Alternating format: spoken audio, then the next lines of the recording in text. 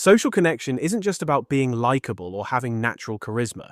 Research shows it's actually built on five psychological pillars that determine how well we integrate into society.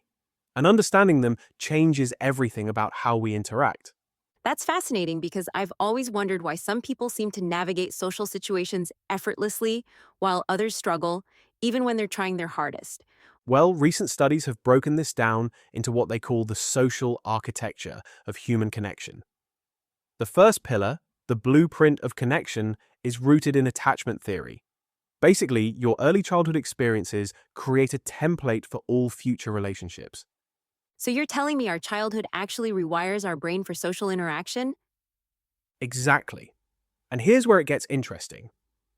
Research shows that about 56% of people develop what's called a secure attachment, meaning they learned early on that it's safe to depend on others while maintaining independence.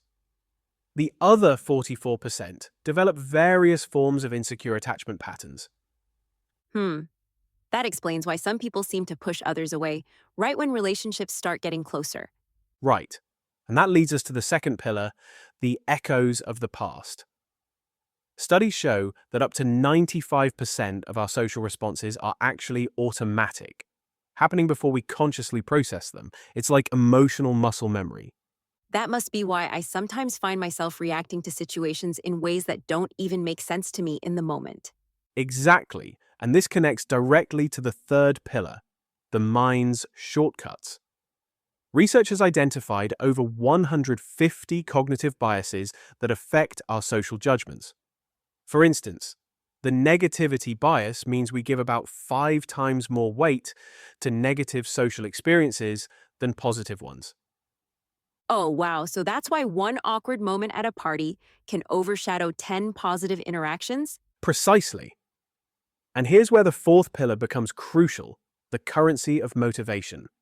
Studies show that people driven by intrinsic motivations form relationships that last on average 3.4 times longer than those primarily seeking external validation. That makes so much sense.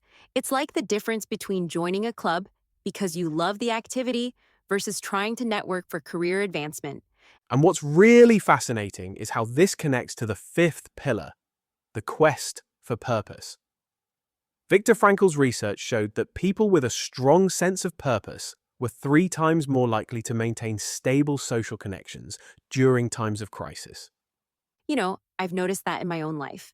When I'm clear about my goals and values, social interactions seem to flow more naturally. Well, that's because these pillars are constantly interacting.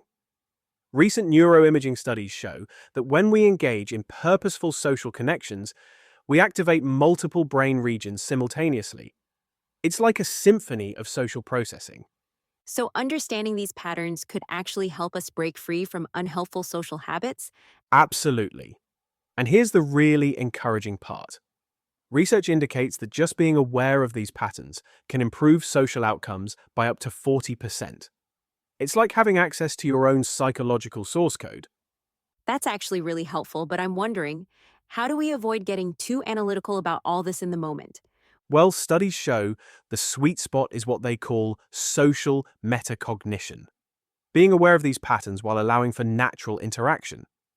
People who achieve this balance report 65% more satisfaction in their relationships.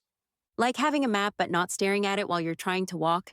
That makes perfect sense. Exactly. And here's something fascinating. Cross-cultural studies show these five pillars appear consistently across different societies, though their expressions might vary. It's part of our shared human psychology. So, in a way, understanding these pillars could help bridge cultural differences too. Precisely. And research backs this up. People who understand these fundamental principles show a 45% increase in cross-cultural communication effectiveness. It's like having a universal translator for human behavior. This whole conversation has really changed how I think about social interactions. It's like having x ray vision into human behavior. You know what's interesting? Studies show that when people stop trying to achieve perfect social performance and focus instead on authentic connection, their relationship satisfaction increases by an average of 70%. It's about progress, not perfection. That's actually really relieving to hear. It takes some of the pressure off. And that's exactly what the research suggests.